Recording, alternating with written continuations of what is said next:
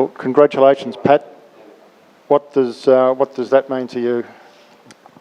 That's huge. I think that's the pinnacle of international cricket, winning a one-day World Cup, especially over here in India in front of a crowd like this. Phones off, please, Cole. First press conference. Can we get rid of that bloke? Yeah, that's huge. It's been a big year for everyone, but our cricket team's been to here in India, Ashes World Test Championship, and to top it off with this is just huge. And these are the moments that you'll remember for the rest of your life. So why is it the pinnacle? It's just every international team comes together. You only get a shot at it every 4 years. Even if you have a 10-year career, you might only get 2 chances at it. And it's just the whole cricket world stops for this World Cup, so it doesn't get any better. Yeah, much better. But you always spoken about the 2015 World Cup being like a highlight of your career. But to win a World Cup in India, this stadium with so many people, and the silence you spoke about as well, like, can you just take us through that journey today, like from getting to the ground to now? Yeah, I mean, I always like to say I'm pretty relaxed, but I was a little bit nervous this morning. Just pacing around, waiting for it to kind of get started. Just seeing the sea of blue in the hotel, getting nearer the ground and just seeing the sea of blue making its way to the ground, all the cars parked with their selfie cameras out. You knew you were walking into something pretty special, and then to walk out, for the toss and just see 130,000 blue Indian shirts, it's an experience you'll never forget. So awesome day, and I mean the good thing was they weren't too noisy for most of it. Pat, a couple of things. Now that it's run and won, what did you really think of the pitch? And B, what was behind the decision to bowl first, given how well it worked out? The pitch played pretty well, actually. It was quite slow and basically no bounce. But I don't think the bounce was anything different to anywhere else in the tournament.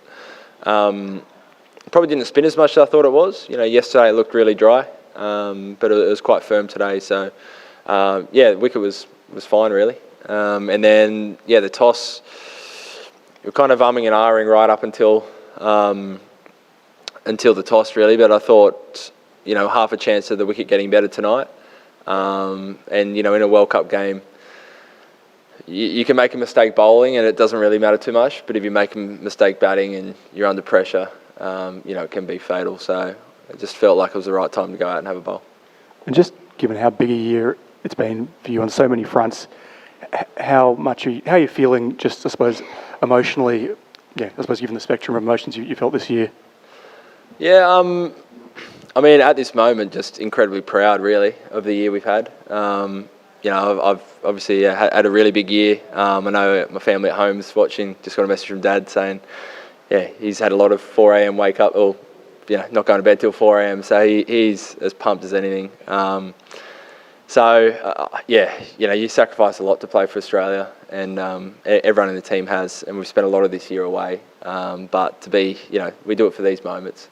And my wife and 2-year-olds probably asleep, hopefully asleep.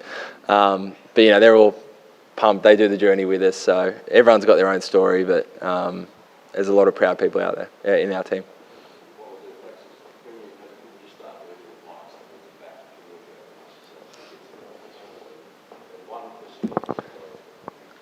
But as a leader, we saw very good leadership from you. We saw especially going back to Afghanistan when you made a good supporting role with Maxwell.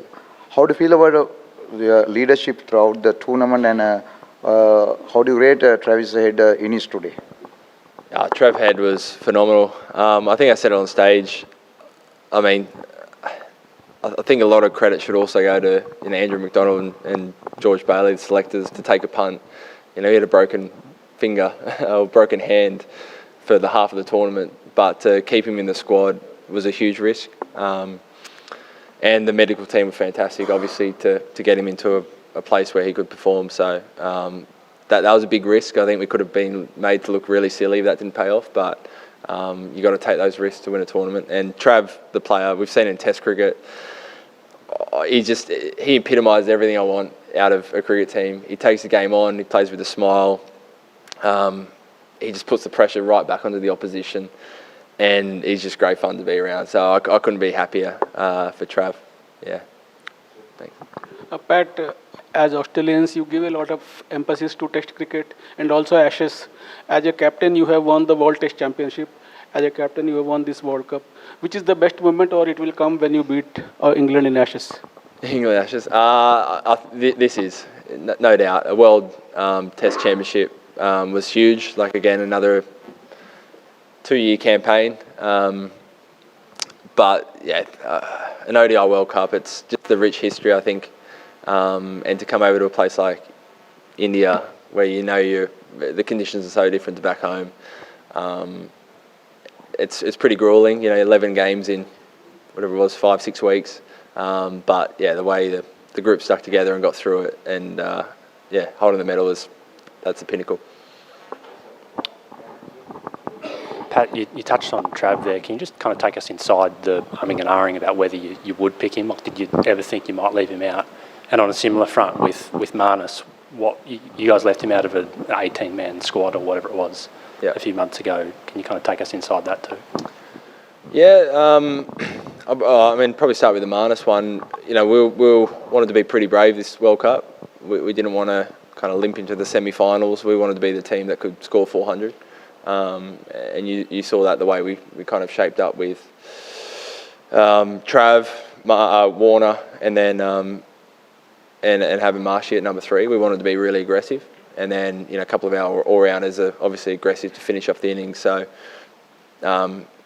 we would rather fail that way. But then Marnus just showed his class, and in South Africa you had to pick him. He was fantastic, and he was playing a different style to probably what he did for the first start of his ODI career, and it was paying off. And we know he's a gun, so you had to try and find room for him. And then the Trav Head one was, we thought his World Cup was straight over. It wasn't until I think it was about the next night afterwards where Ronnie came up to me. He's like, "Haven't slept all last night. I think we're going to keep him. We're going to take the risk. He might be right for the Netherlands, and then if we're going to make the finals and we want to win the World Cup, I think he needs to be there for the finals." So it was his idea, and again, great work by the medical team, and it means you probably don't have the second spinner in your squad, which is a risk, but obviously paid off. Just on today's game, when you got Virat out, is that about as sweet a moment as you've had on a cricket field? Yeah, I think so, yeah. We did take a second in the huddle just to acknowledge the silence that was going around the crowd. It just felt like it was one of those days where it was all made for him to score another 100 like he normally does, and that was satisfying.